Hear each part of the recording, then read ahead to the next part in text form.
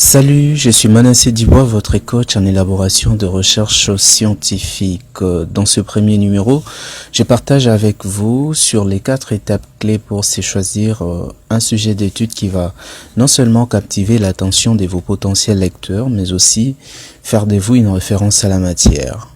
En effet, vous avez bien écouté, faire de vous une référence à la matière, c'est bien ce que je viens de vous dire.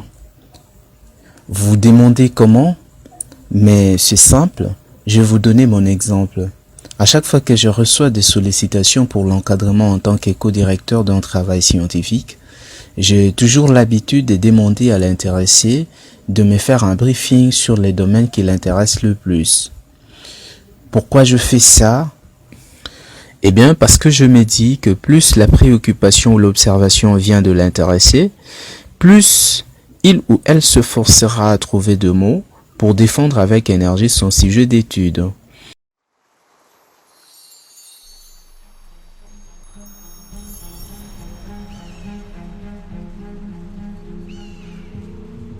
Car l'important n'est pas seulement d'écrire son mémoire ou son TFC, mais c'est surtout de savoir le défendre devant le membre du jury ou encore entre amis.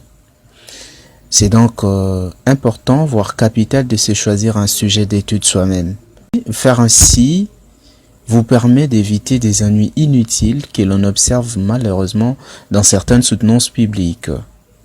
Est-ce qu'un sujet choisi par soi-même peut aussi subir les amendements de la part du directeur ou de votre éco-directeur ?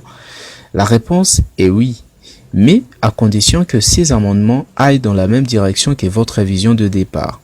Pour avoir toujours cette vision en vous et être capable de détecter une désorientation, il faut savoir respecter les étapes clés pour un choix judicieux de son sujet de recherche. Alors, quelles sont ces étapes ? Voici donc les 4 étapes clés pour se choisir un sujet de recherche conséquent.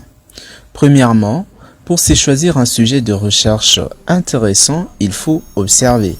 Vous le saviez peut-être, mais l'observation à laquelle je fais allusion est celle qui consiste à suivre de plus près les domaines qui vous tiennent à cœur. Il peut donc s'agir de la communication environnementale, de la communication politique ou encore de la santé publique actuellement menacée par la pandémie de Covid-19 qui endeuille le monde dans son ensemble, tant sur le plan humain, économique, politique, diplomatique et leadership. Au fait, ce que j'essaie de vous dire par là est qu'il faut faire la part de choses. Entre filière, entre parenthèses, options et domaines, il y a bien une différence. Dans une filière, il y a plusieurs domaines.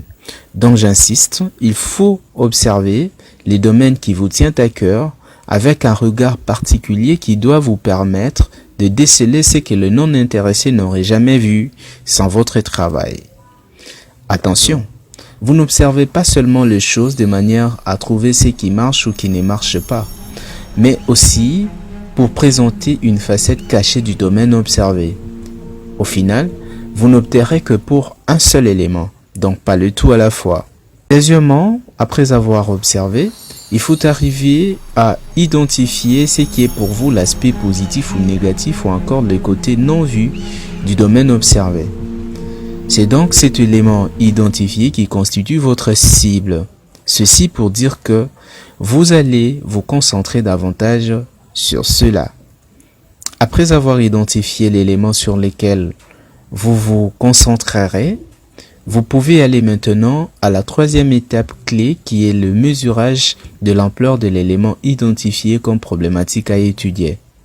Ce mesurage doit être fait de manière à voir clair sur l'importance du sujet du point de vue social et scientifique avant tout. Il est donc important, voire indispensable, qu'un sujet d'étude revête un intérêt social, étant donné qu'une recherche n'est pas menée que pour des raisons liées à la passation d'une promotion à une autre. Elle est surtout une façon de donner la réponse à des multiples questions que se pose la société au sujet de la problématique examinée dans votre recherche. Donc, il faut vous assurer que la société se retrouve dans ce que vous comptez présenter comme sujet de travail.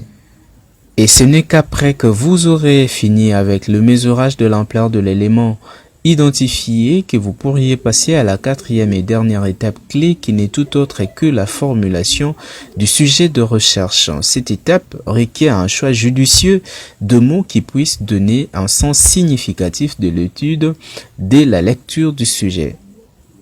La formulation donc du sujet de recherche est un processus exigeant, ce qui fait que certaines formulations remettent en cause la scientificité du sujet, surtout du point de vue grammatical.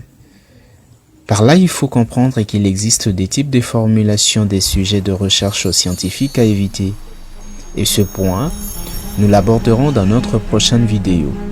En attendant, abonnez-vous juste à la partie droite de votre écran, de sorte que plus rien ne vous échappe sur toutes nos propositions relatives à l'élaboration d'un mémoire ou d'un TFC.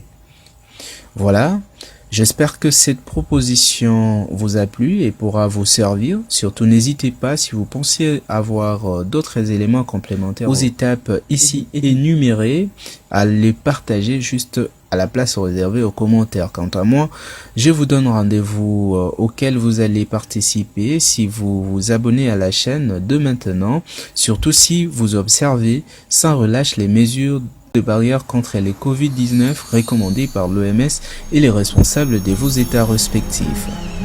Merci.